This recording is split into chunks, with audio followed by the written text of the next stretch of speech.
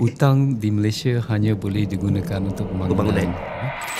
Mungkin Encik Isham boleh terangkan apa itu defisit fiskal? Kenapa kerajaan ingin mengurangkan defisit fiskal kepada 3% pada hari ini? 3% tu sebenarnya okay level. Dia tak ada, ini memang arbitrary. Dia tak ada research belakang dia semua. Dia kata 3% je.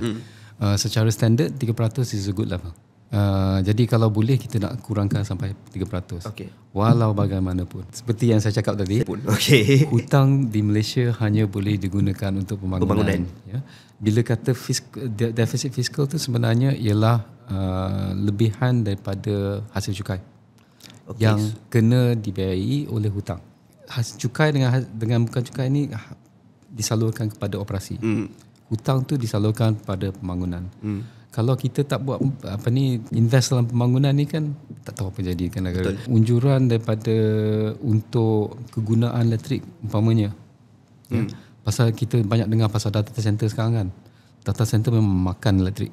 Walaupun ada manfaat kepada kita dari segi AI dan sebagainya, the cloud computing apa sebenarnya. Jadi kita kena plan elektrik tu pasal nak bina stesen jana kuasa tu 3-4 tahun. Jadi kita kena tengok 5 tahun 10 tahun ke hadapan apakah keperluan elektrik, apakah keperluan air, dan kita tak boleh abaikan. Kita memang kena plan long term. Jadi keperluan untuk defisit sekarang ialah sebenarnya untuk keperluan masa depan. Tapi kita kena manage lah antara keperluan masa depan dengan keperluan sekarang.